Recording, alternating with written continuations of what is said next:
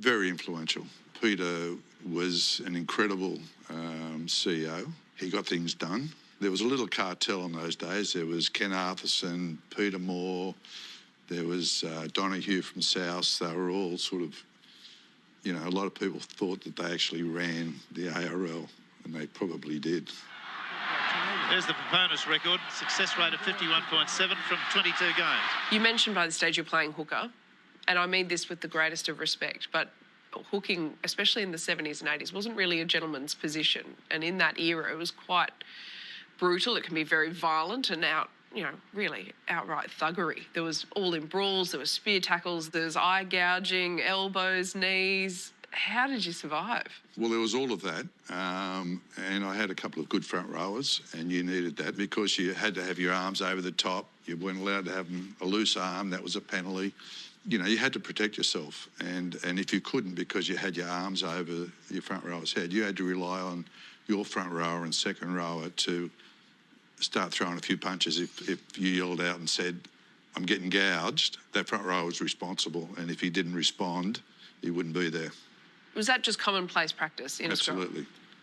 And you know, little headbutts. I've got little scars everywhere on the scalp from where you used to come in and force, and that's how I did my neck and slipped a disc and half paralysed my arm for about 12 months, and that's where you would stay back and then just charge each other, trying to get that little advantage. It's a lost art now, but it was so important winning the scrum. I mean, the newspapers used to give you the scrum count and penalty count after a game because it was so important. One player square down. Bryson Rodonicus at the scrum base. Bryson score! You don't strike me as the dirty deeds kind of hooker. So was IQ, footy IQ, your weapon of choice? I don't know that I could have relied on that to survive. There's a bit of an altercation. There's been some headbutting straight away. Going at it, hammer and tongs. So you had some tricks up your sleeve. Well, you know, I remember I was at Lidcombe Oval and I was getting gouged and my front row wasn't responding. So I threw a punch at John Dallas Donnelly and he went down and no one sort of put their hand up as to who did it, but it was me.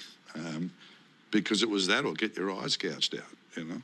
It feels like you're in a state of survival. It was at times. I remember that I came on as a replacement against Manly and they had a really good side. I just recovered. I'd played President's Cup and I had a fractured nose and, you know, I missed about 3 or 4 games. Came on and they had Billy Bradstreet who'd played for Australia. This is all in reserve grade. Bobby Moses, they had John Bucknell who did the punch on Johnny Sattler. Max Krilich was the hooker. And I tackled Bobby Moses down low and he got the ball away and he just fell to his knees, but I was sort of lying on the ground. And as he got up, and the ball was 40 metres away, he just went whack and just whacked me. Broke my nose again. I thought, well, that's it, I'm not getting that fixed again until I retire.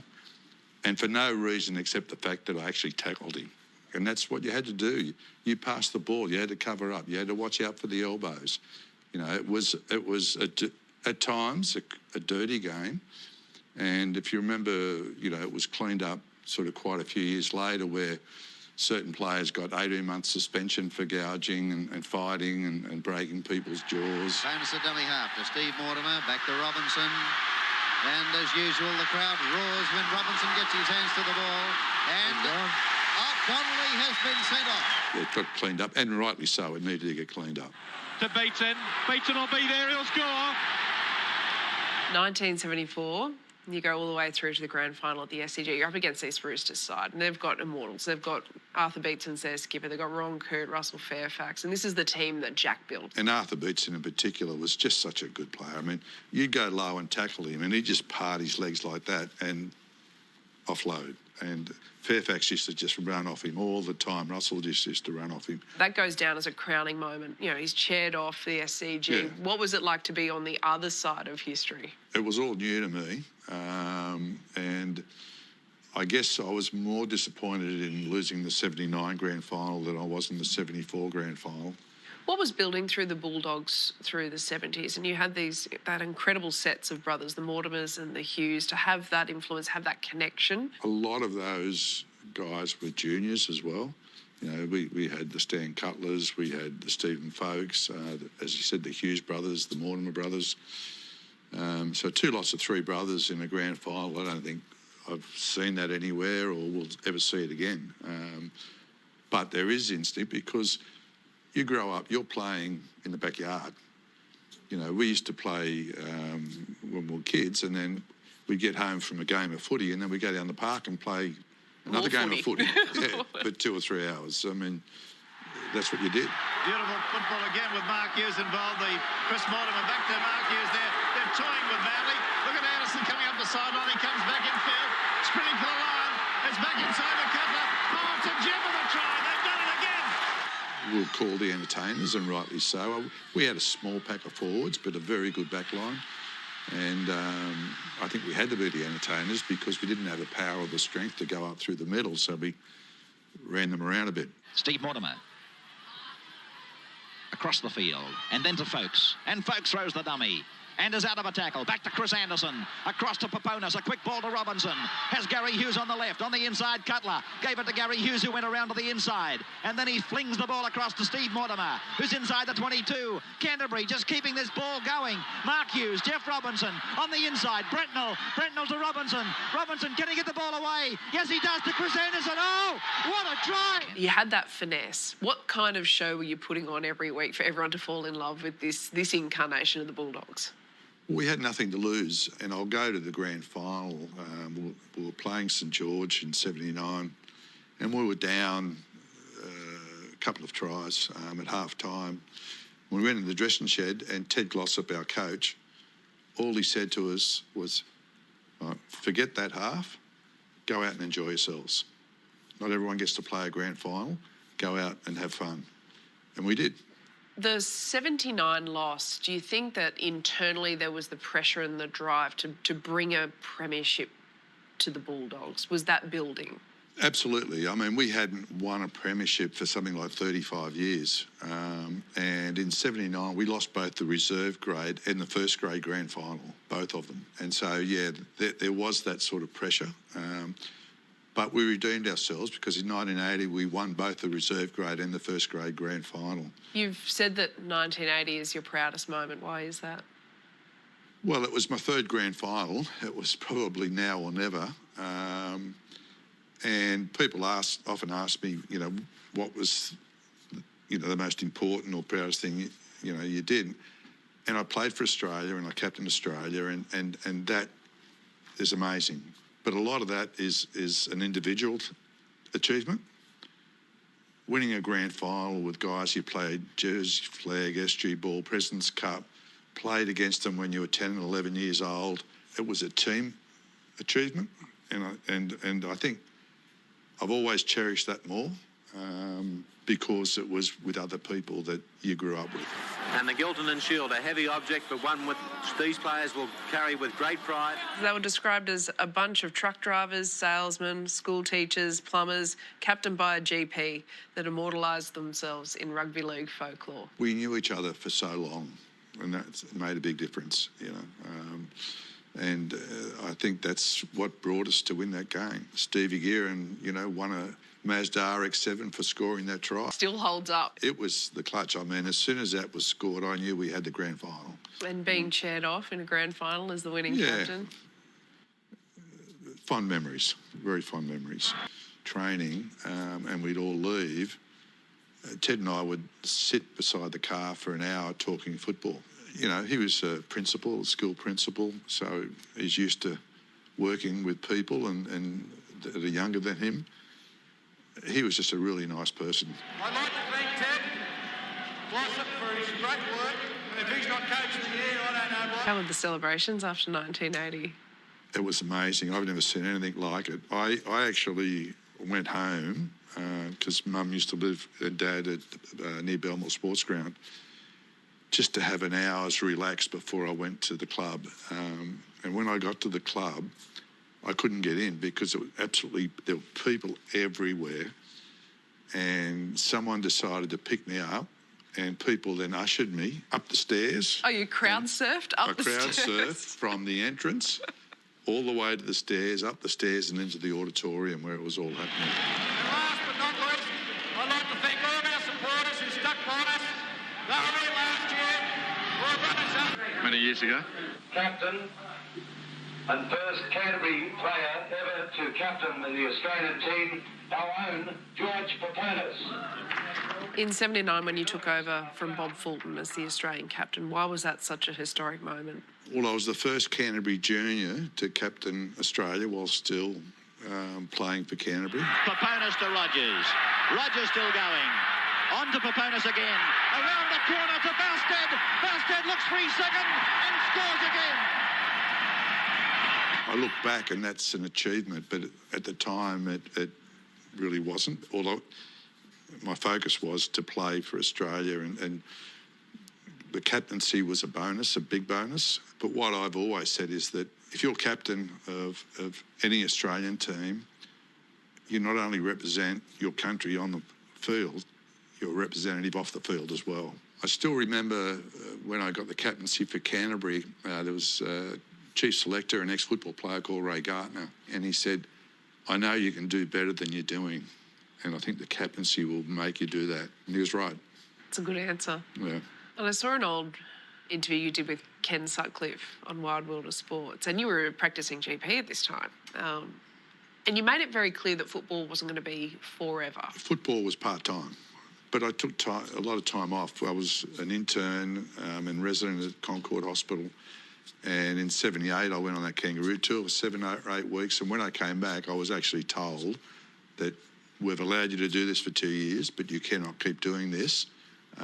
So you've got to choose whether you want to follow a career in the hospital or play football, and that's always been my priority.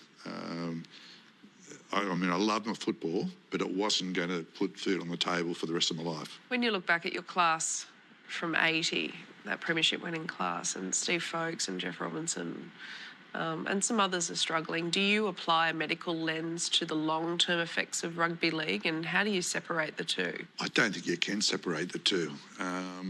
You know, it's a physical game. There will be injuries if you're willing to accept that, and you have to be. And if you love the game, you do accept it. I think it's a lot cleaner game these days. You know, anyone that gets injured now gets a CAT scan before you can sneeze. You know, I remember playing with Bob McCarthy, and he had a bad shoulder, and he used to always say, stay on the inside of me. I can't tackle on the left side. Stay on the inside of me. And, you know, and we'd have to cover him. But he was so brutal in attack that you didn't mind doing that.